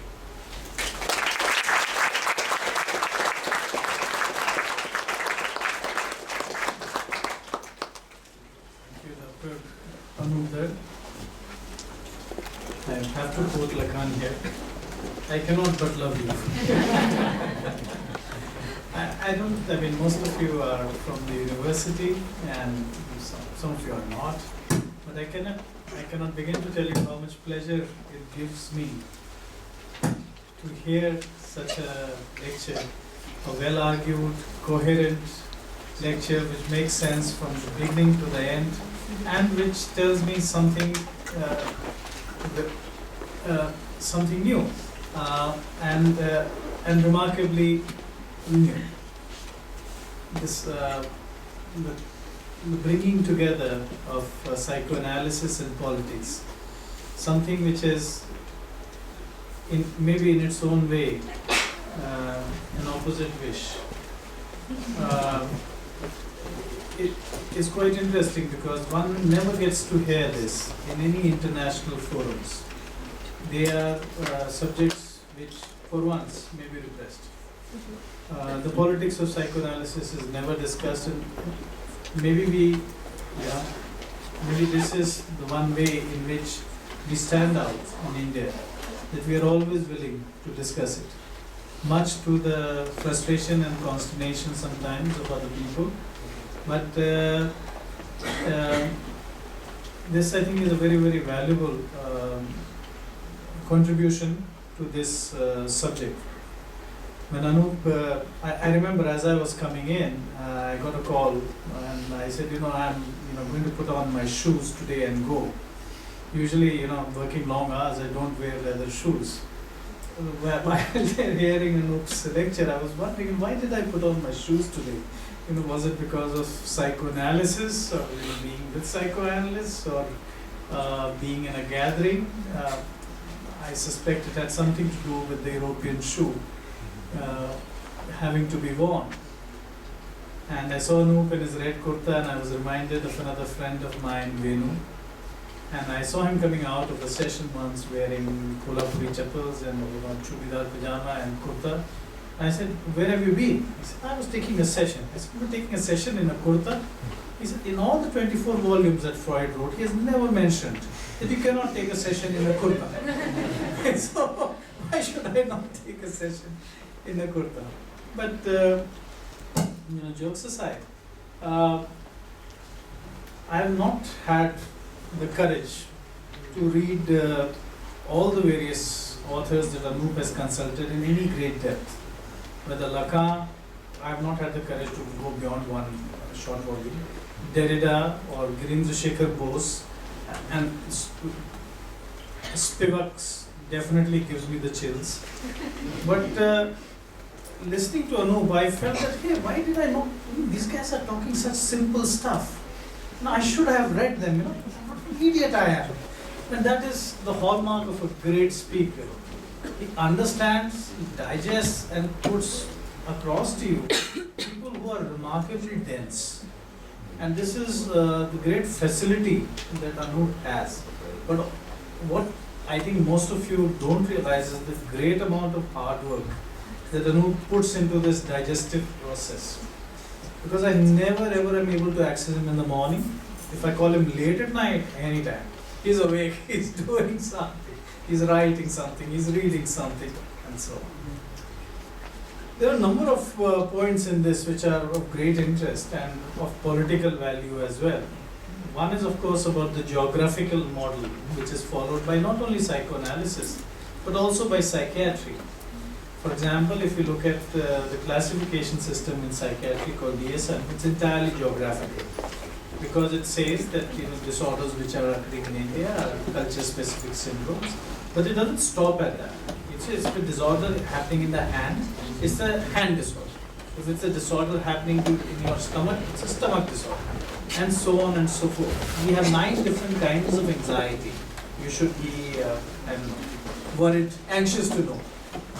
And they're anxiety, but there are 9 different kinds. We can classify your anxiety into 9 different kinds.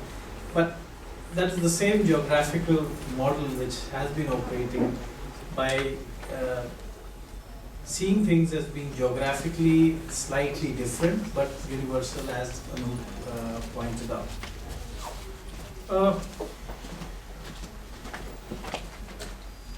There were number of thoughts that I had, but I don't want to, hog the time with my thoughts. I would rather leave the space open for your thoughts, your questions and comments. And while the man is here, so if you have any questions, don't hesitate. Any thoughts, any comments, please go ahead. Psychoanalysis, what Freud did to Bose. Yeah. So I think the question of the major and the minor still needs to be addressed. Every center has a margin, every margin becomes a center. So I think at this point of time, to just leave it at Bose and Freud would be missing out something. I think Bose's entire work, of which of course I can't claim to have read as closely as you have, he is reading Hindu India. Okay, he does not read anything else than Hindu India, and his reading of Hindu India is from an upper caste perspective. All people, all religions, all societies in India which do not fall within the rubric of the Hindu India are missed out by Bose, and very correct. At his point of time, I think, because there is also the quest of the Indian identity which is at its height, this is what he needs to do and this is what he does. But I think as scholars of Bose, I would invite you to take me through, would it not something be left for us which is unstated if we don't see through a critical lens, the minor major question again in Bose, or the margin and the center and then the creation of another margin. That is one I would like to bring up. The second that I would like to say is that see from Bose onwards to Pakkar to all written texts which come from the Indian part of it, we like to celebrate a lot of the maternal feminine, and we like to talk, and this is a discussion we've had many times before also, and we like to talk a lot about the fact that ambivalence is more celebrated in our society. The male identity is not as rigidly as formulated as in the Western counterpart. The wish to be female is that. But again, I wonder, in the kind of problematics that the East is also in, where the political has to be rethought of, where violence has to be rethought of, where power has to be rethought of, I wonder whether it is enough for us to go by the maternal feminine. Yeah, so I'd like to, your comments to both of these. Yes, sure.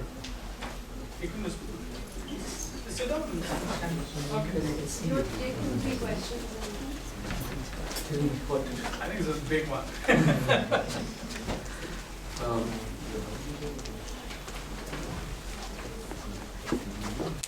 I would actually agree with you, and it's good that you have raised it, because see, in an attempt or an effort to make a space for X, we sometimes miss out on how that very X, say, purged out or chiseled out or excluded Y, Z, M, N, O, P.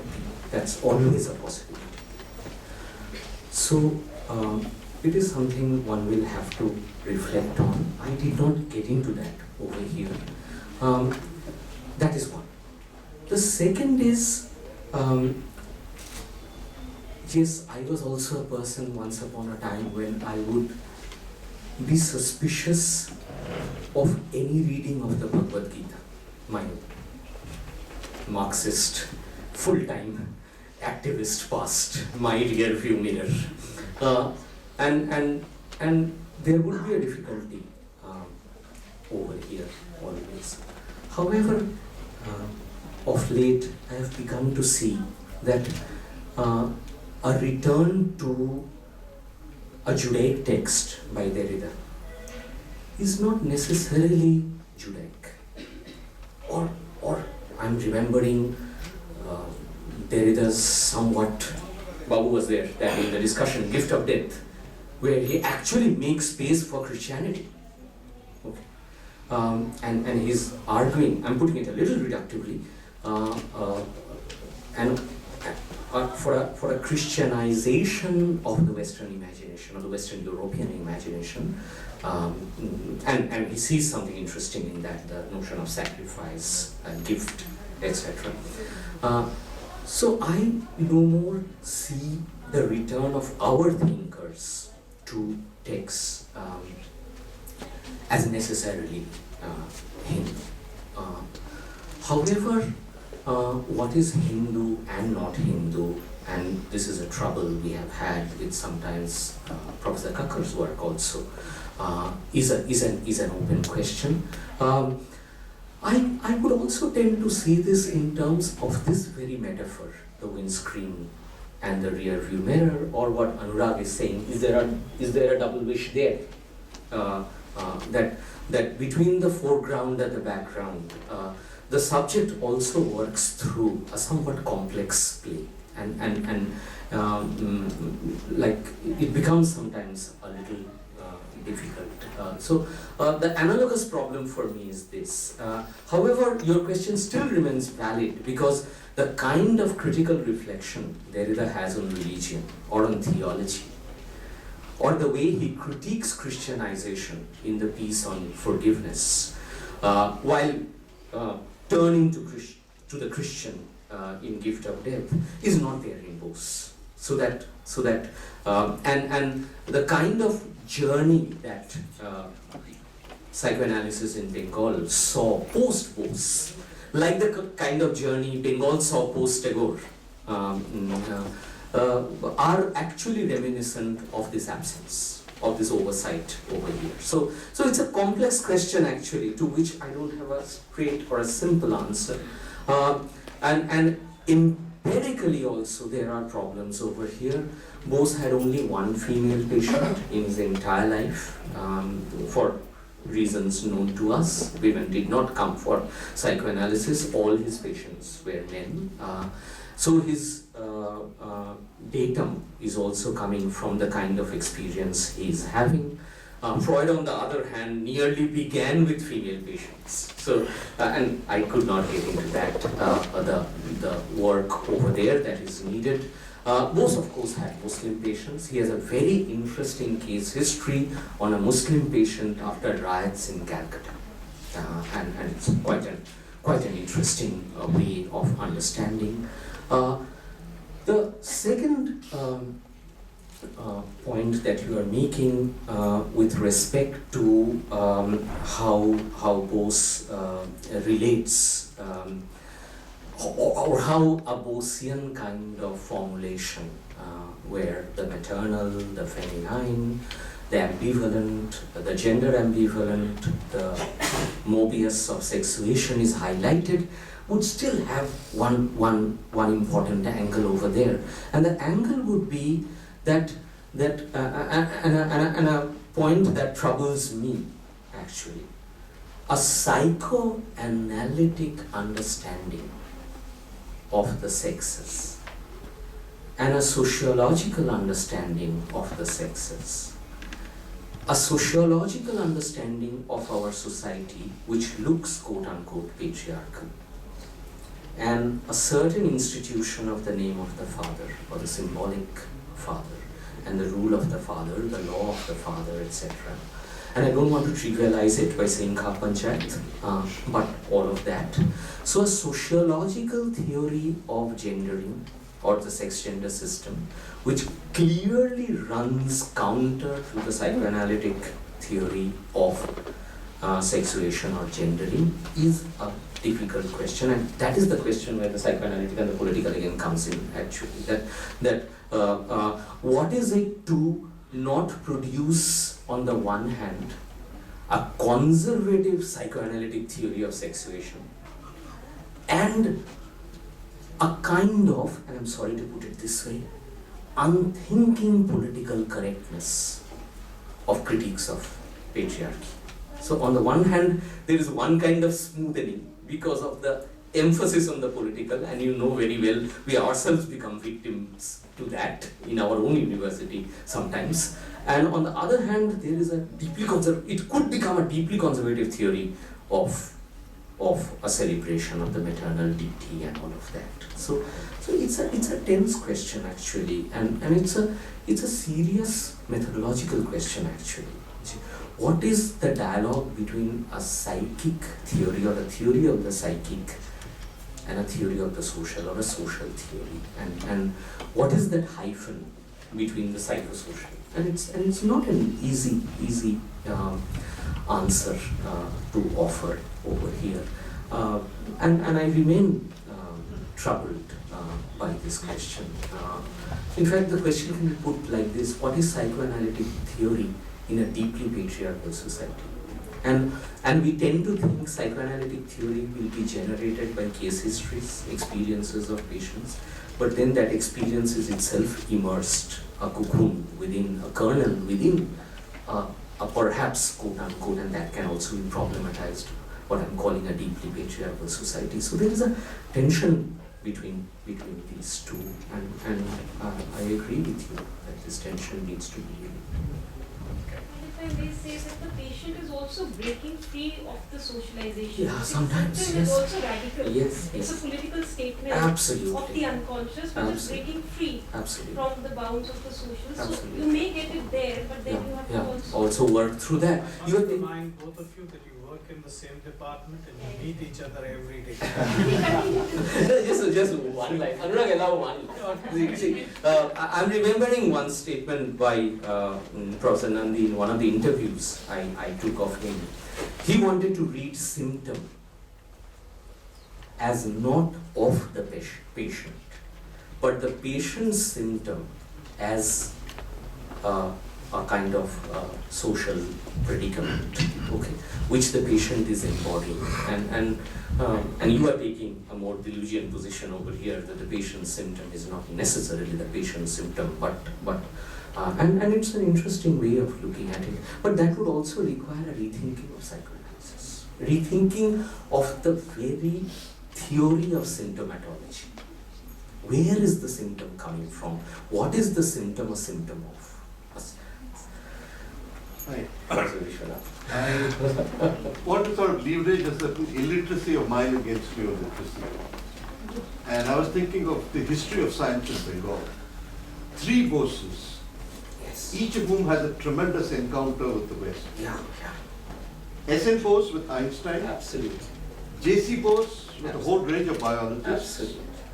and then Girindrasekhar Bose with Freud. If you had done it as what is psychoanalysis as a science, a question that Nandi asks, but you don't quite ask, would the answers have been different? Because then you have to begin with Mahendranath Sarkar's statement that science in Bengal is an attempt to rescue science from Western Christianity. And that's the first goal of the Indian Association of the Cultivation of Science. If you had done this in terms of the internal logic of the 3 sciences, would your answer have been different? Because then, I think Spivak and Butler are horribly unnecessary. And Dipesh Chakravarti is a latecomer. Because the very internal theorizing, see, J.C. Bose, Tagore, Geddes, it's also the construction of Shantiniketan, Also. where a post-Germanic science was constructed. There is a greater confidence. I think in a way your narrative domesticates the possibilities of science in Bengal. And that's my worry. It's very well put, Yeah. I must say. And I don't want to domesticate your question by saying it's very well put. I actually want to discuss this. I did not take that up in this, and I hope some remember how I have actually invoked the 3 Boses, because they actually form a very interesting triad. And you have rightly put it actually, S.N. Bose with Einstein, the question of the boson,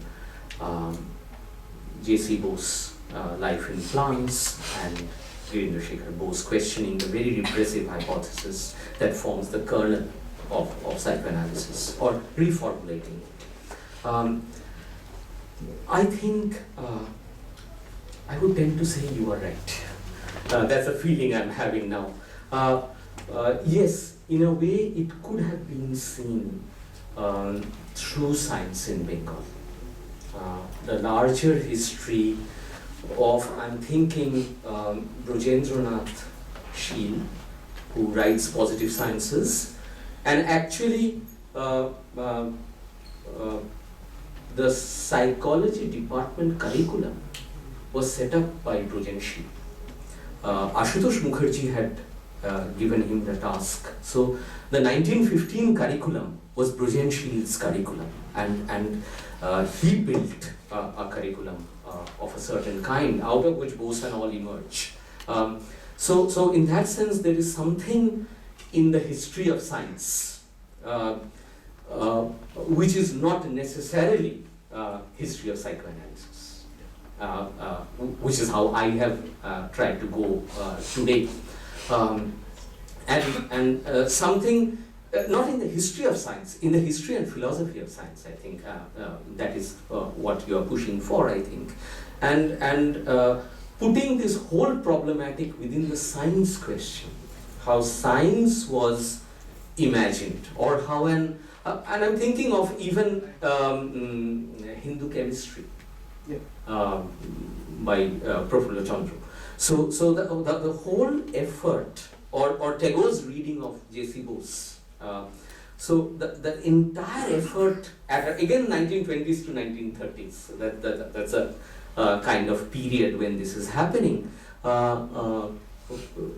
Are they alternative sciences, or are they original sciences? And is something... No, are they universal sciences? That's the third question. That's the third question. Are they universal sciences? Yeah. And I think in that sense, they were searching for a different kind of, the word Bose uses, cosmopolitan. Yeah. Or even, I don't know whether you would agree with this, give back the West a philosophy of science, where there is a secret claim to universality, at least, if not a overt claim to universality. And I agree with you, actually. Or maybe I shouldn't say this, because that says that I have anticipated your question. I shouldn't say this. No, I don't want to do that also. Because I need to be menaced by the question, troubled by the question, rather than feel comfortable with the question. Yes, you are right in that sense, that it could have been thought from the angle where the psychoanalysis is science, rather than from the angle the culture of psychoanalysis.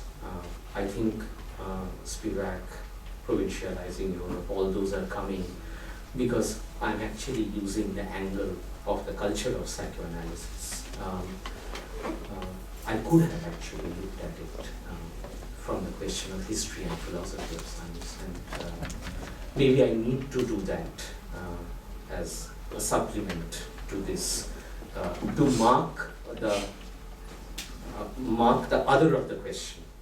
The other of the question is theosophy. Yes, theosophy. Yes. And that will give you a different set of answers. Yeah. So both internally and externally. Yes. The othering of the discipline creates problems. Yes. In that sense, whether Western European science is a kind of secular theology, and how we respond to the theological within what came to be known as science is an important question. It's also time to respond to a few more questions. Yeah. Okay. But I need to think about it.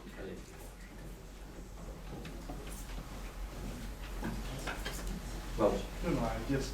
you don't need the mic, I think. No, in fact, that last remark. Let us have the mic to Last, Oh, because well, recording last is remark, on. I would agree that the Western science is a secular theology, but I'm not really agree with the question now. That I agree. And then it's an interesting question. In fact, that is a question Yeah, exactly. Professor Vishwanathan and others have raised actually for us, and the question of science theology, hegemony. I'm even remembering that book we don't read anymore. Professor Oberoy's book. Science and Culture. Can I ask a question? Yeah. So I'm Binoy, I'm not an expert in psychology, I'm a journalist, I'm a generalist. But one thing which comes to mind, we talked about the windscreen view and the laterally inverted rear mirror view. But if it is not a static view, the windscreen view is, you said it's the present or the immediate future view. And the rear view mirror is the past view. But don't you think the rear view mirror can also, view image can also become the present or the immediate future view? If it's not static? I think so. It could be a vanishing present or a vanishing past. It could be a vanishing past or a past transforming into present and an immediate future. Possible. Possible. That is a possibility if it's a dynamic view. Possible. Possible.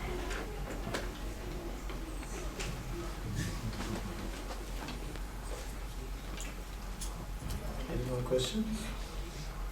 Then, Actually, Then, sir, the difference ends there then between the windscreen view and the rear mirror view. But I thought you said space is If it time. transforms, the rear view image can be transforms itself into present future or an immediate present view or an immediate future view. So that difference ends there in a way. If there is dynamism, what you call a vanishing past, it can be a transformed future.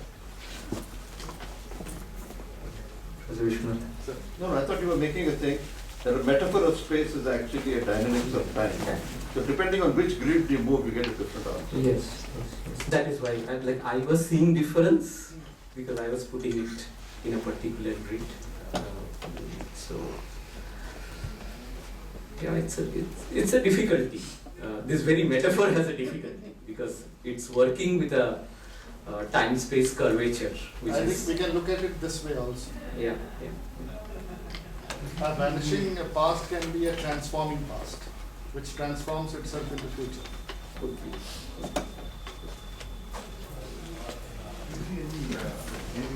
You please use the. I mean, just A bit louder. Could you see any philosophical framework at that time, contemporary, as a common reference point, connected to these kind of things? You're saying, would I see a philosophical framework at around that time, which gives Bose this kind of framing for psychoanalysis? Although I've really tried to look for it, but then I don't know whether looking for it in that way is the right way. One is to see how have we tried to understand Freud. One is History of Sexuality, Volume 1, Christianization, leading to psychoanalysis. The other is late Foucault, hermeneutics of the subject, who are also making a case for Greek care of the self, the ascetic, and psychoanalysis. So, would you mark it between the Roman Christian millennium and psychoanalysis, or would you mark it with the pagan Greek question, care of the self, ascesis, and psychoanalysis? And you will have different answers or ways of responding to that. What are Girindrasekhar's clear antecedents? What is he seeing in his rear view mirror? One is secret Vedanta, not professed. A close reading of the Bhāgavad Gitā, which is still in Bengali, untranslated, where he foregrounds the question of ambivalence in the reading of the Bhāgavad Gitā. The ambivalence that Arjuna is haunted with, given the dictum to kill.